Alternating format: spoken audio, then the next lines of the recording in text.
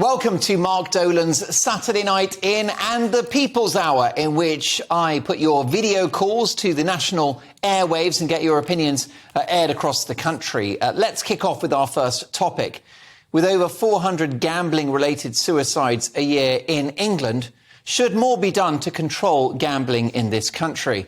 Maybe by limiting how much users can gamble or by getting rid of gambling adverts on TV. But here's the first question in the People's Hour. Does Britain have a gambling problem? First up to discuss this, I'm delighted to say we can welcome Lars to the show from Windsor. Hi, Lars. Hello, Mark. How are you? I'm very well. Great to have you on the show. Do you think that Britain has got a gambling problem? Clearly it has. The government seems to think so, to the point which then they're now looking at opening 15 gambling clinics in the UK. If you look at some of the statistics from April 21 to March 22, there were 1,013 referrals to gambling clinics, and that's up from 775 the year before. And of course, there is also a long-term plan to open the 15 by 23-24. So it clearly there appears to be a need for it.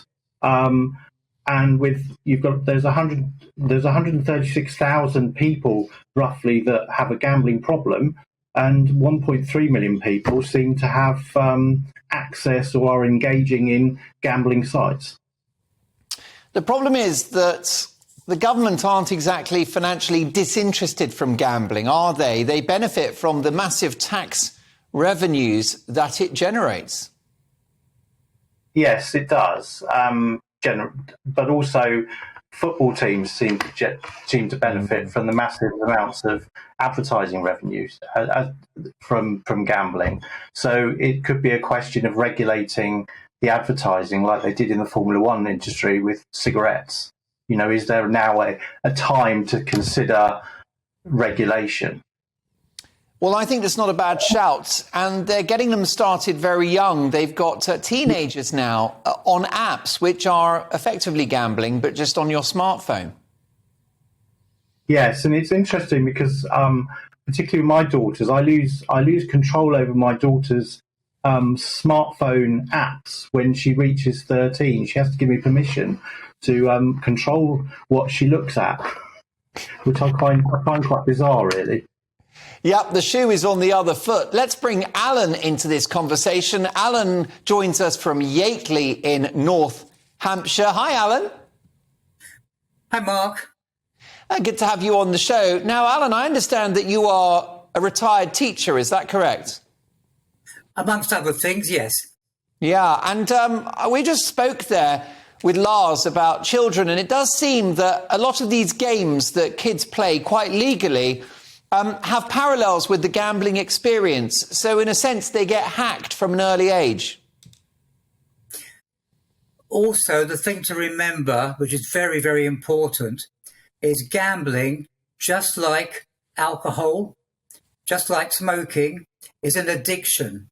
And when you're getting these children at an early age getting involved in these games, in inverted commas, you are getting them into an addiction.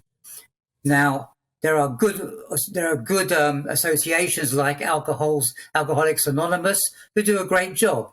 There is also Gambling Anonymous. You don't hear about them very often. But again, as the previous person mentioned, that there is a situation with advertising. Now, advertising on alcohol and cigarettes is finished. It should be also the case with gambling, whereas especially, and even your station, GBNews, you advertise gambling, and I think that should be stopped. That should be prohibited.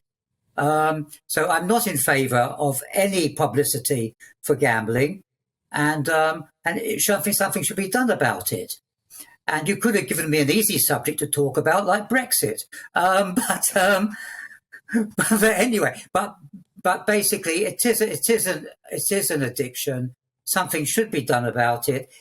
Advertising should be stopped, and the young children, especially with their smartphones and all their little apps and everything else, are becoming addicted.